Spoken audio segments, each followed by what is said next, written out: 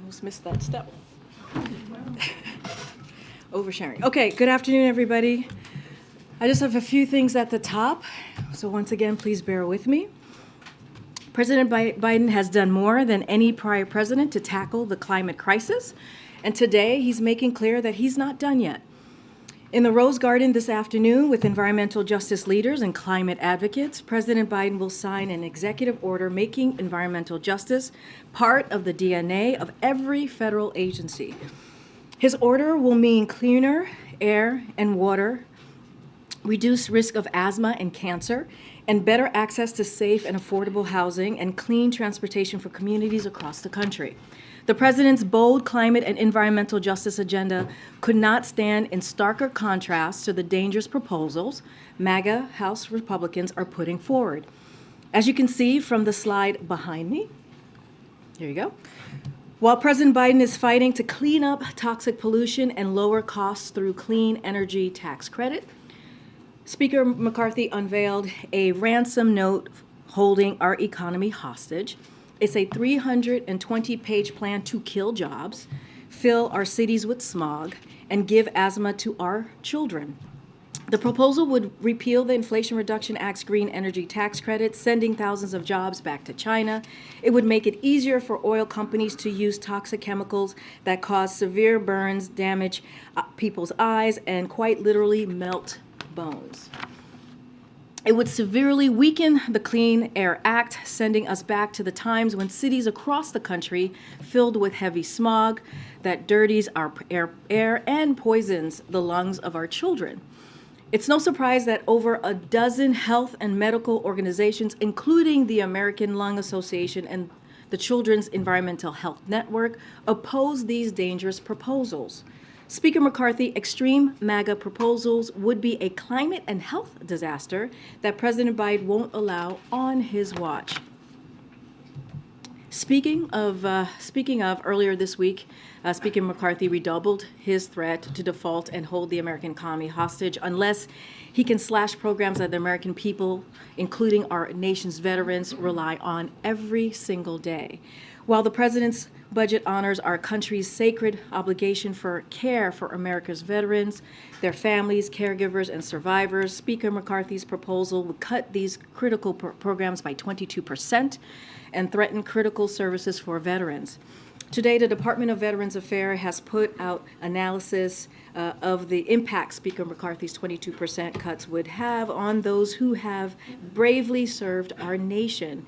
The extreme MAGA cuts he has put forward would mean 30 million fewer veteran outpatient visits, meaning veterans who need cancer screenings or mental health services would be unable to get an appointment, eliminate 50,000 veterans housing vouchers, putting veterans at greater risk of homelessness, take away vital food assistance from older veterans, the VA's ability to care for the final resting place of veterans who lost their life serving this country.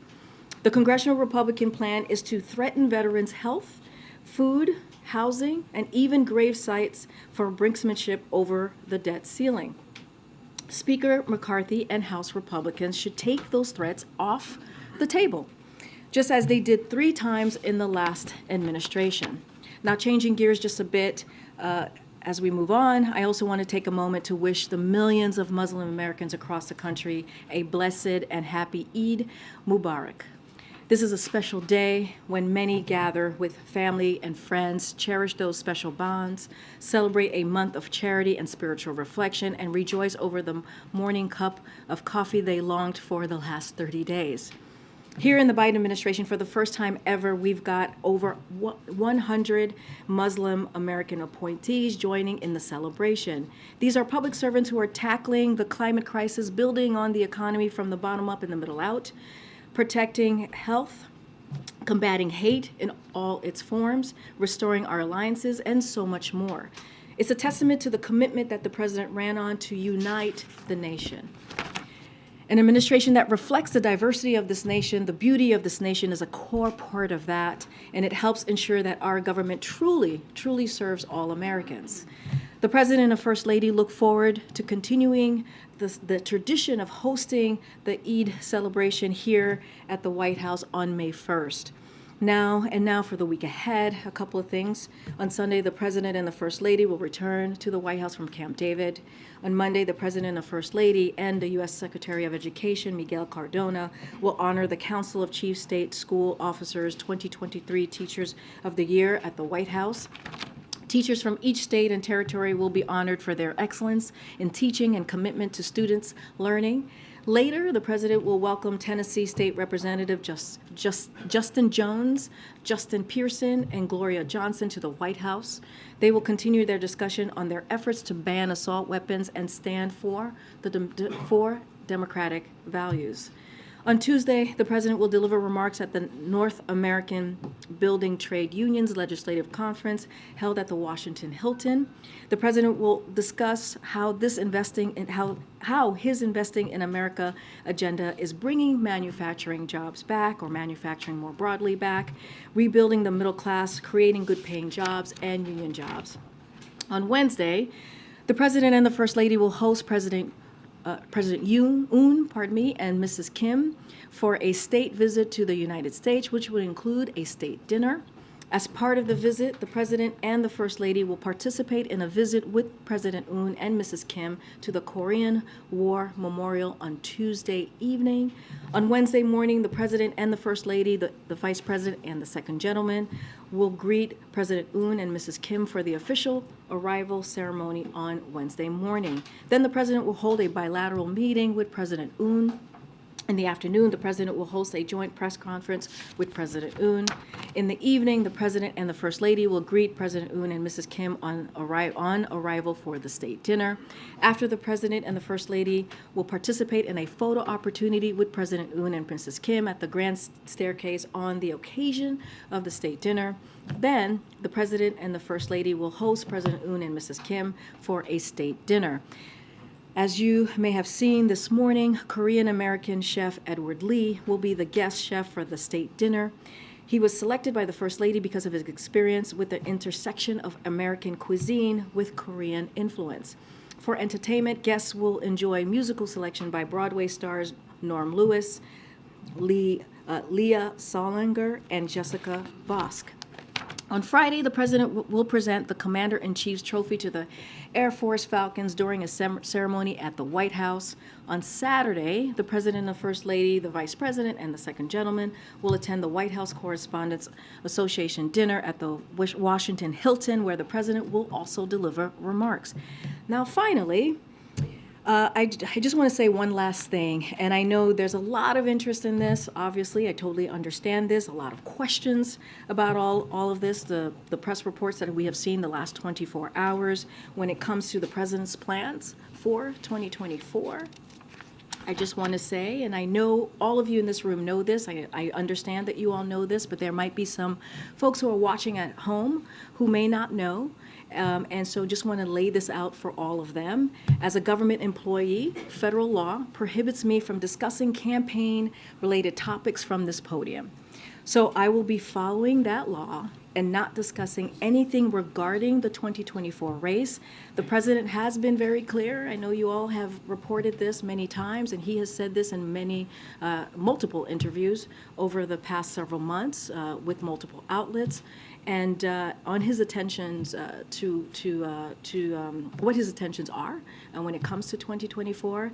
But beyond that, I will not be able to comment on anything, again, related to the 2024 elections. And with that, and thank you so much for your patience with me today with our toppers.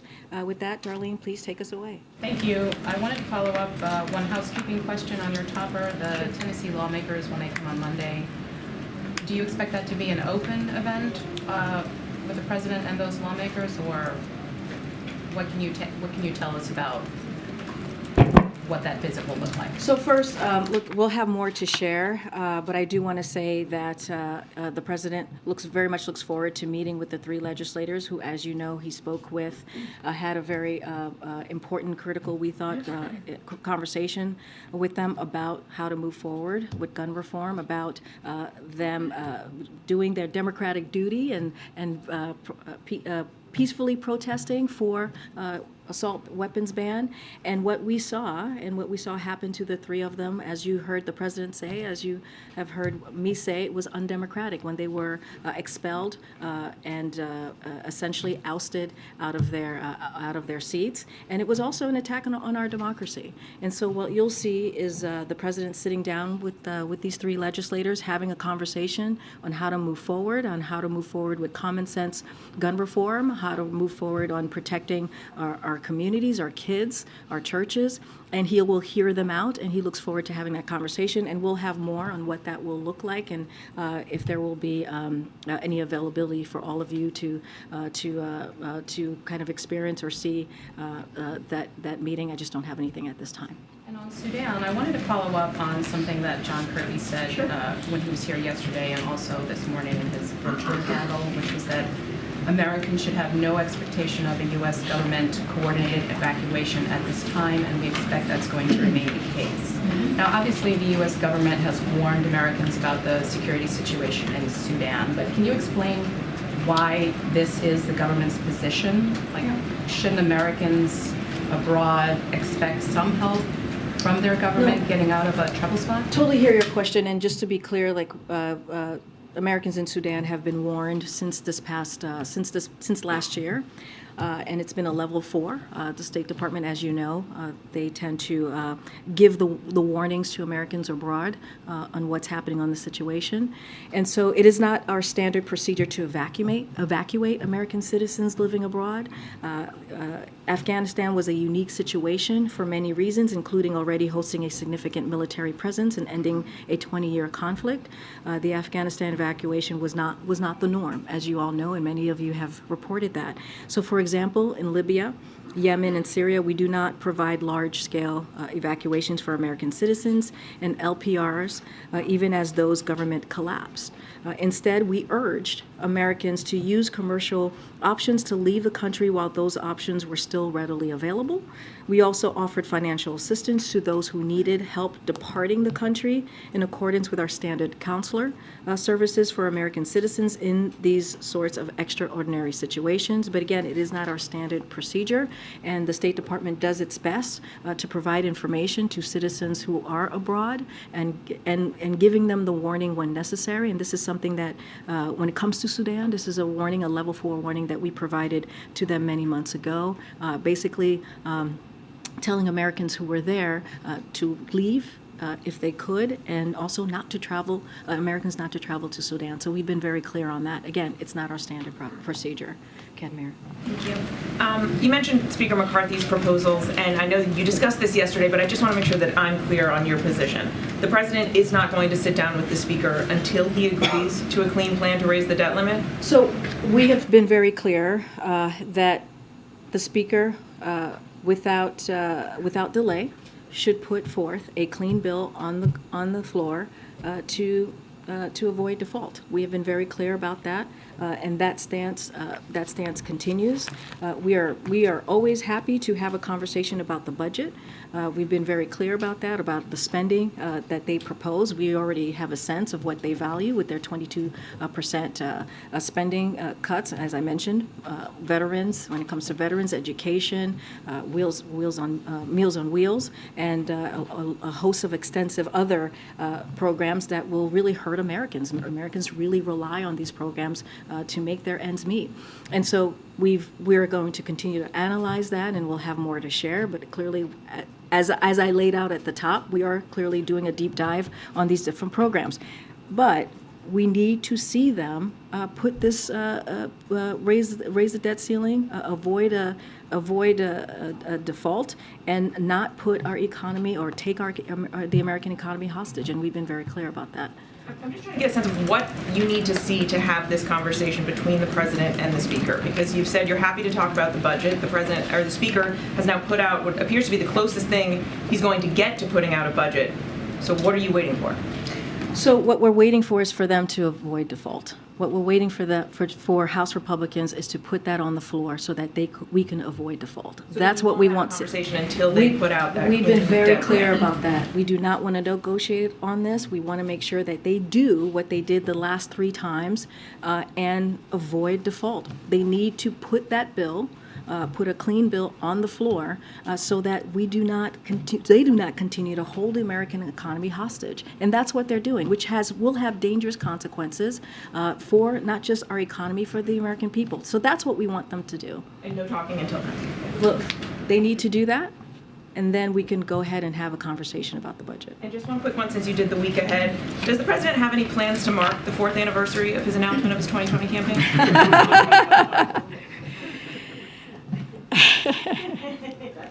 That is very good. I had to try. I don't have anything else beyond the week ahead that I just laid out, but I really appreciate the effort. That was very good. Who Yes. will be able to address questions about 2024? Well, don't have anything to say about 2024 either way. It's not going to come from here, from this podium, as I have stated, and so I'm just going to leave it there. And has the president now ordered the evacuation of American diplomatic personnel from Sudan? What's the status of that? So I know that the Admiral took some questions on this earlier, and so when it comes to the diplomats and the embassy, we have, as you all know, and you've heard me say this, we have no higher priority than the safety of our U.S. government personnel and their families overseas, and we have made very clear to both sides that any attacks, threats, or dangers posed to our diplomats are totally unacceptable. As you heard from the Department of Defense, U.S. Africa Command is monitoring the situation and conducting prudent planning for various contingencies. As part of this planning, the U.S. is deploying additional capabilities to the region for contingency purposes related to securing and potentially facilitating departure of U.S. Embassy personnel from Sudan if circumstances require it. So any other questions, we would refer you to the State Department, but I just laid out what the Department of Defense and U.S. Africa Command is monitoring and putting into place just in case. Okay. I have a question about the actual Hatch Act. In the past, presidents, when they're preparing to run for re-election, have tried to separate their job as president from the job as candidate. For example, they'll commit to only holding political meetings in the residence, only phoning donors from the residence, and in fact, I think there was a special phone line on Air Force One when President Obama was in office to talk to donors. Is President Biden going to take similar steps? I don't have anything to share on anything that's related to 2024. Okay. And at Camp David this weekend, what is the president planning to do while he's up there? Do you have a list of staff? I do not have a list of staff that's attending. Well, I think usually when he leaves, we put out a little pool note on who's traveling, so you'll have that. You all will have that, so that is a common practice. But I don't have anything specific to lay out when he's at Camp David. You know, that's kind of private time with his family. Just don't have anything more. Family time. He's not expecting. I'm family with the First Lady or with whomever else is with him. I just don't have any specifics with him to share. Go ahead, Nancy. Thanks, Karine. Can you give us some details on what the White House is doing to try to win over this group of moderate Senate Democrats, Senator Tester, Senator Sinema, Senator Kelly, Senator Manchin, who are still on the fence about Labor Secretary nominee Julie Su? So look, we have complete confidence in Julie Su's nomination and for her to be confirmed. That is something that we are confident about. I think I've said this many times before, at least a couple times at this podium this past week, that when she was Deputy Secretary, going for Deputy Secretary for her confirmation, she got all Democratic senators to vote for her and to make for her confirmation. And so we expect that. The Office of Leg Affairs and other folks here are in constant communication on all of our nominees on their confirmation process and procedure. Again, we're very confident, and we're going to continue to have those conversations with those Democratic senators. I just don't have anything further to share on that. Is the president himself getting involved in the effort to seal this nomination? I don't have any calls to preview, but this is indeed a priority for this president, and will continue to be a priority. Julie Sue's confirmation. Again, we have confidence that we will get her through, and we'll continue to have those conversations with those Democratic senators and others, not just Democratic senators, but also Republican senators as well. You've had a few high-profile nominees who had to withdraw their nominations lately. There was the FAA administrator, there was the FCC commissioner. Those nominations held out there for months and months, and then had to, basically the White House had to go back to square one. Is the White House doing enough to run these nominations by moderate Senate Democrats ahead of time to make sure that they're on board? We're having regular conversations with Democratic senators and Republicans as well to shore up support for our nominees. That is something that is important. We understand how this process works. If anything, this is a president that understands how the process works in the Senate when it comes to confirmation, when it comes to putting forth your nominees, when it comes to what you need to do to get support, shore up that support for that particular nominee. So that is not unusual. You're speaking about an administration, or you're looking at an administration that is very well versed and experienced in that process. So we'll continue to have those conversations. We've also had a lot of nominees that have made it through, and so look. We're going to be optimistic about this. We're going to continue to do that outreach to senators on the Hill. We think Julie Sue is the right person for this job. As you know, she worked alongside the former Labor Secretary, and they were part of creating record jobs, right? That we've seen in the first 2 years of this administration, more than 2.5 million jobs, and so we are going to do the work to get her through. Okay. Thanks, Karine.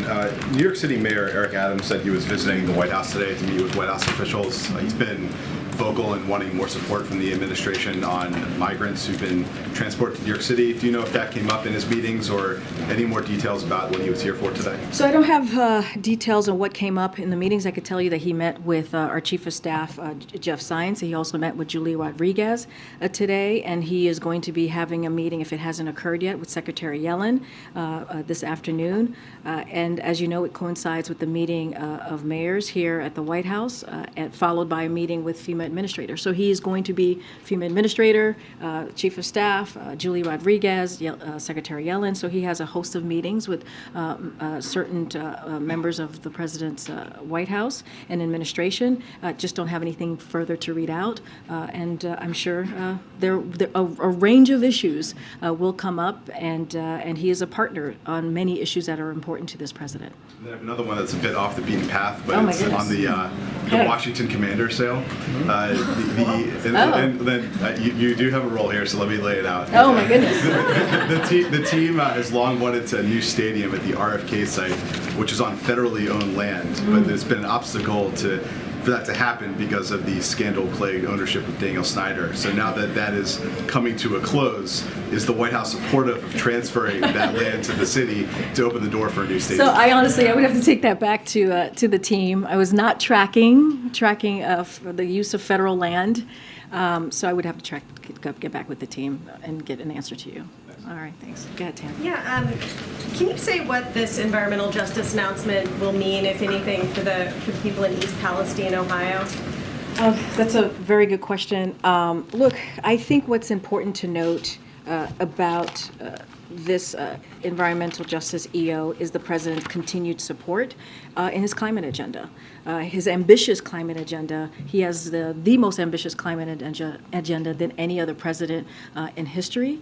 And one way that you can look at this today is that he's continuing to deliver on that ambitious agenda, and he's not done yet, right? This is a continuation of what he's promised the American people. Again, when the president walked into the administration, climate climate change was one of the crises that he felt that he needed to deal with. So he'll be standing together, as I mentioned, with environmental justice leaders, climate advocates, and community leaders, and he's going to sign a new executive order making environmental justice the mission of every federal agency. When you think about that being the DNA of the administration, I think that's an important piece here. And so, again, this is just delivering again on his on how he sees moving forward with dealing with climate change, his promise that he made in 2020, and as he continues to deliver throughout his tenure here. And so that is going to be our focus. What he's going to continue to do more work to make sure that we deal with an issue that's incredibly important. Additionally, I think everyone is watching the Supreme Court to see what they do on mifepristone. Is the president also watching, and is there a scenario under which he would make public remarks about the decision? And under what scenario would he? So, look, we are all watching, as all of you. This is an unprecedented time when it comes to mifepristone.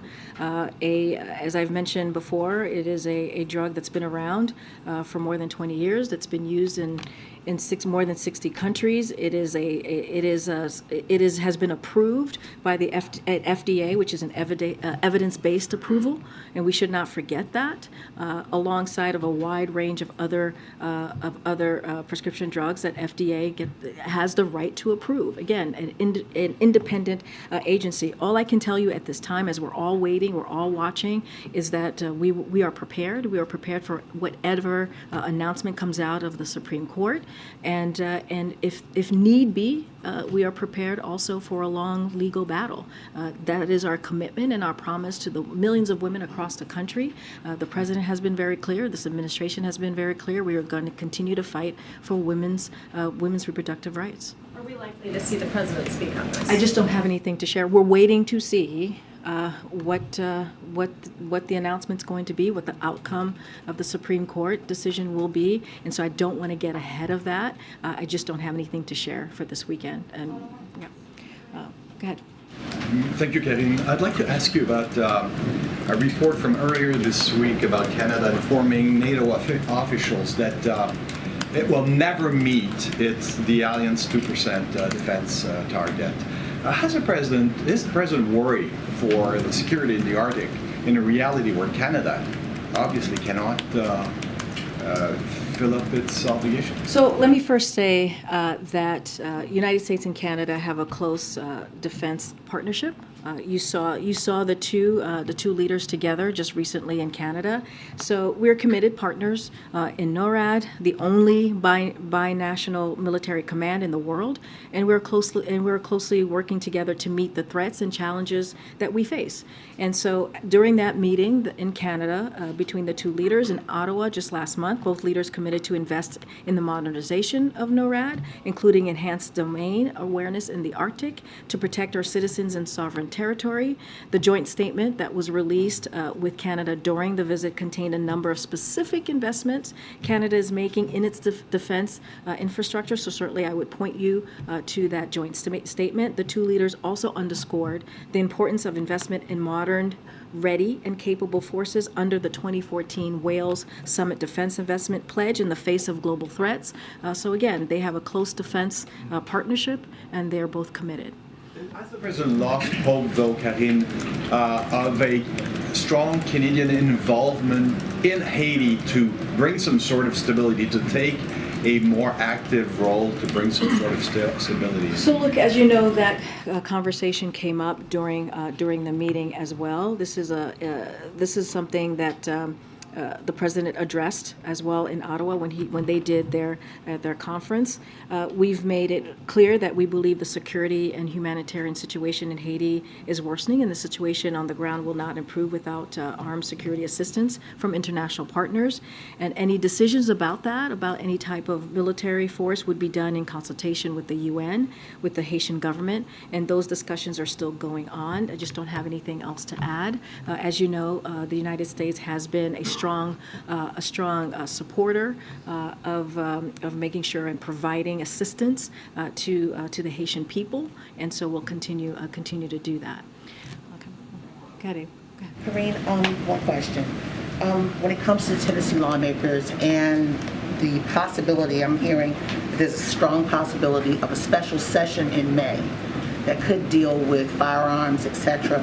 What would be the president's hope if they go back into special session to discuss this very passionate issue, not just in Tennessee, but around the nation? And do you think Tennessee now would possibly lead if they do change? So we've seen, yesterday I laid out a few states, Washington State and Michigan, I believe, if I'm remembering the states correctly, who are leading in making sure that we're moving forward with protecting our communities, protecting our schools, and making sure that we're dealing with this epidemic of gun violence that we're seeing across the country. And they're taking leadership. And so that is something that we certainly welcome. That is something that we want to see from state houses, from state governments, to make sure that we're doing everything that we can to protect our kids, to protect our communities. And so, of course, the president would welcome any efforts to come for state legislators to come together with common sense gun laws, to come together to ban assault weapons. What we have been calling for, so that is something certainly that we're for. What we've been calling for is for Congress, the legislative branch of the federal government, to take action as well, for Republicans to come together with Democrats to take action. And so the president is going to continue to use the bully pulpit to do just that, because we also need to see action from the other side of Pennsylvania Avenue. So that's what we've been calling for in a very consistent way over this past year. Waiting for Congress, Tennessee, the state that has some of the weakest gun laws in the nation, for gun manufacturers in the state, and it's very passionate. Do you believe that if Tennessee does change anything when it comes to guns after Covenant School deadly shooting, do you believe, though, for the states that are holding out, it could make a difference? States, yeah. I think so, yeah. I think any state leadership on this issue, on gun violence, on dealing with this epidemic, on moving forward and protecting communities, I think is important. Yesterday I talked about a few states who were doing just that. And we lifted them up because it was important for the American people and for, I know you all cover this, for us to say it from the podium and to list out the other states that are actually taking action. And so, yes, of course, if Tennessee were to take action and move forward in, again, dealing with a gun reform in a real way that's going to protect and save lives, of course we would commend that. Go around. Go ahead. Thanks, Karine. The president will be the second sitting president to visit Hiroshima when he goes to Japan. I know when Obama went, there was a lot of pressure from some quarters on him to apologize for for dropping the atomic bomb. Is that something President Biden's going to talk about when he's there? I'm just not going to get ahead of what we're going to be doing next month. We'll have more to share when we get closer to the dates, but I just don't have anything to share at this time. One other quick one, if I can. It's not a 2024, not a hatchet type question, let's put it that way. That's what you think. I challenge you, I don't think it is. I know, I love how you're setting it up. I'm getting that out of the way first. But Donald Trump is the front runner at the moment, clear front runner of the Republican Party. He wants to be president, and he's the front runner of his party to do so. This is somebody that President Biden has described as, a danger, literally a danger to the country and his movement, an existential threat to democracy, etc. So, candidate or not, is current President Biden, is he following the words and actions of Donald Trump on a fairly regular basis, considering he's a danger in his view? So, look, appreciate the question, Sebastian. As you just laid out yourself, he is a candidate for 2024, and you're specifically talking about a result or what could potentially happen in that race, and I'm just not going to speak to it. What I can speak to is how the president is focusing on the American people and delivering for the American people. Here's what we know to be a threat. What we know to be a threat is the MAGA wing of the Republican Party and Speaker McCarthy, who are put forward a plan, a blueprint that's holding the American economy hostage. That's a threat. That's a threat to our economy. That's a threat to Americans across the country. We think about the 22% spending cut that they put forward. That's a threat to veterans. That's a threat to our education. And that's a threat to the American people who need these different programs to make ends meet. And so that's what we're going to focus on right now. That's what feel free to ask me a million questions about that, and I'll do my best to answer them. And so the president, when he makes his decision, he'll make his decision. It will not come from here. I will not be talking about 2024. I made that very clear as a government official. It's not something that I can do from here. But I'm happy to talk about how we're delivering here at the White House for the American people. Oh, boy. Okay. All right, Michael. Why have you been willing to talk about President Trump before? And were you in violation of the Hatch Act when you did so? Absolutely not, because we're talking about what the president has done in the administration. No, I know. I'm answering your question because I'm saying the President Trump. We were talking about what he did in the last administration. We were talking about policies that were harmful in the past administration. No. He asked me, does the president still believe that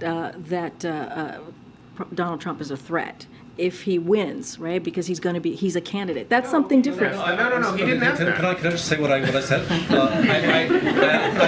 I was asking, is President Biden, does he follow the words and actions of this person, Donald Trump? Yes, as a candidate, right? As a candidate. So yes, I'm saying I'm not talking about 2024. I'm not talking about what I have talked about.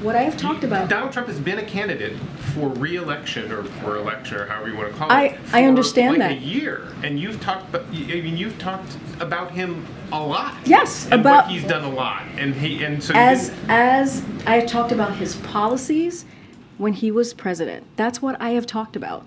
That's what I've talked about. We've talked about immigration, his immigration policies, right? We've talked about how he separated babies from their parents. We've talked about that and how those policies were incredibly dangerous when he was president. That's what I have talked about. I've not talked about him as a candidate, and I'm not going to do that from here. I'm just not. I'm not going to talk about the polling. I'm not going to talk about what 2024 is going to look like. I'm not going to talk about that from here. Okay. Go ahead. Thanks, Karine. There was news this morning from Bloomberg that the G7 countries, including the U.S., are considering a near total ban on exports to Russia. I'm just wondering if you could talk a little bit about that idea, whether it's one that the administration is embracing, pushing, or... Yeah. So we're committed to holding Russia accountable. That's something that we're committed to doing here, and in coordination with our G7 partners, have put in place the largest set of sanctions and export control actions ever imposed on a major economy. These actions have had a significant impact, undercutting Russia's ability to find and fight its unjust war. Don't have any new measures to announce today at this time, but you can see from many of our G7 statements that we are committed to continuing to hold Russia accountable and supporting Ukraine as long as it takes, and that's going to continue to be our commitment. Go ahead, Michael. Thanks, Karine. Yesterday, Secretary Mayorkas said that the administration next week will announce a new border security policy in anticipation of a surge in migrants in May. So I'm wondering what you can tell us about that, what we can expect, and specifically, does the administration plan to resume the detention of parents and children who cross the border together as a family? So the State Department and the Department of Homeland Security will have more to share on this soon. So don't have timing on that or detail to provide at this time.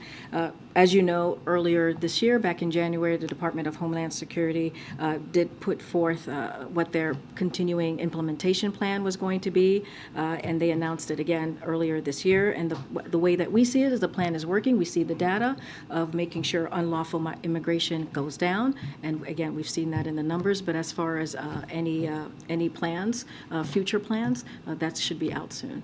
But in terms of the detention of families, is that something that is on the table? Is that again, they'll have more to share later on. I just don't have anything to announce at this time. Good, Karen. Thanks, Karine. You had talked earlier this week about the president's call to Ralph Yarl and his family. Has the president reached out to any of the other families or the victims of some of these shootings that have happened recently for these seemingly innocent mistakes that they have made?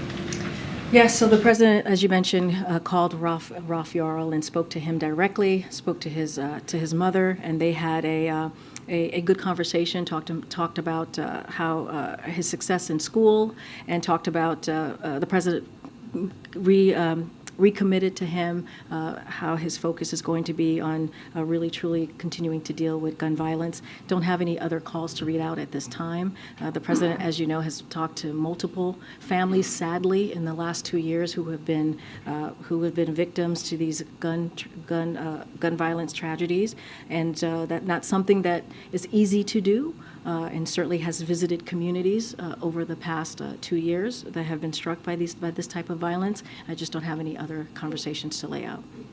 Just kind of with this string of these examples this week of pulling into the wrong driveway, a basketball rolling into the wrong yard. What does the president make of this? So these reactions by people that they have gone and shot people for something that is innocent, just a wrong mistake.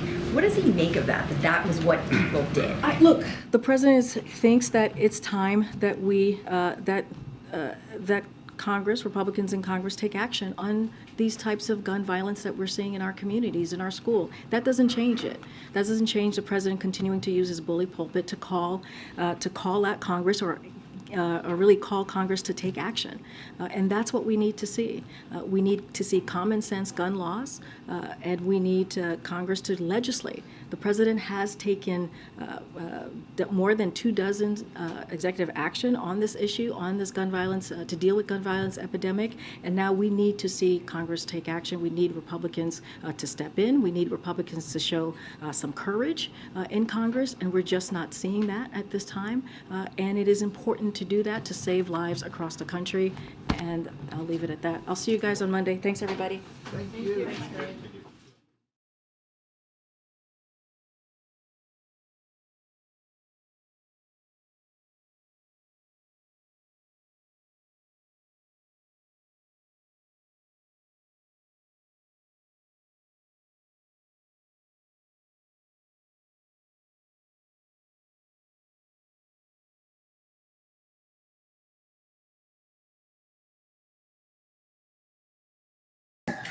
Hi, everybody. A very, very warm welcome to you all. I'm so excited to see you. This is going to be a fabulous event, and we are just really, really thrilled to finally be at this day.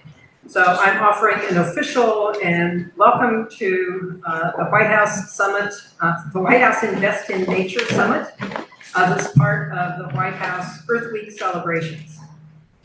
We are here today to focus on nature through a combination of speakers, announcements, and lively discussion, we hope.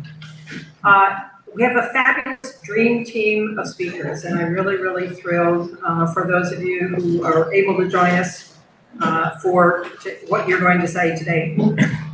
We're here to focus on nature, not only because it's absolutely amazing and wonderful, but it's also really important to our lives. And we learn every day about new ways that nature is important to our economies, to our health, to our prosperity, to our well-being. We also are increasingly appreciative of the importance of protecting nature, working with nature to achieve many of our goals. We are intensely focused in this administration on understanding ways to work with nature to advance our very, very important goals of tackling climate change, of bringing benefit to working families, to increase the prosperity and well-being of communities. So it's that nexus that brings us together here. It's connecting the dots between nature, the economy, health, prosperity, well-being, youth, and jobs. These connections between nature and our lives are very real, and they're very strong. Today, we're going to honor those connections and focus on inspiring ambition and action that we need to invest in jobs, to invest in youth, to invest in communities through nature. In our very opening session, we have the honor of hearing from 3 Biden administration leaders who really understand not only the importance of nature, but the importance of protecting nature and acting for nature. We'll first hear from Dr. Eid Mubarak, who is the Special Assistant to the President and the Director, my boss, of the Office of Science and Technology Policy. We will then hear from Brenda Mallory, who's the Chair of the Council on Environmental Quality, and from John Podesta, Special Assistant, Special Advisor to the President for Clean Energy Innovation and Implementation. So without further ado, Dr. Prabhakar, welcome.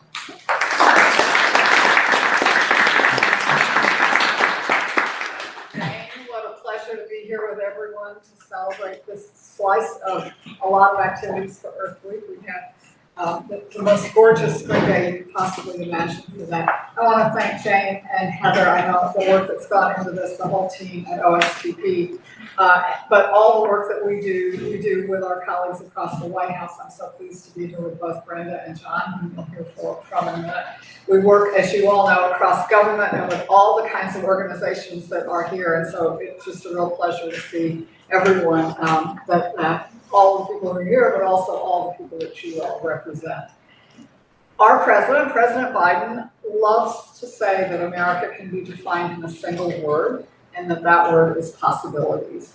And this is, for those of us who get to participate in science and technology and innovation, this is what gets us out of bed every single morning, because we get to make this contribution to the future, because our role is to help America and the world achieve our greatest aspirations. We've been integral in progress to this point. Everything that we have to do ahead of us is going to require completely new pathways, deeper understanding of the world around us, and that's the role that we get to play in science and technology and innovation. Now, one of the greatest aspirations that we have as a world today has finally come into focus, and that is dealing with the climate crisis.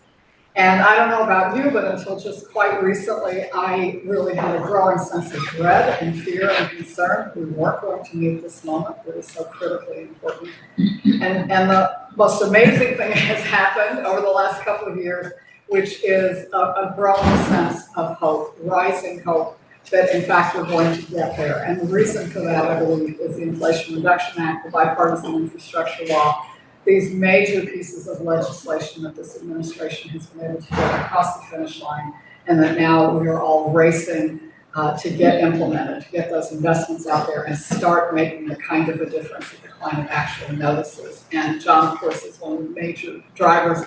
It's taking so many efforts across government and across the country.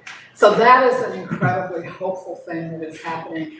And it both tells us that we can make progress, but I think it also underscores how much more there is to do to finish decarbonization for our climate. But then also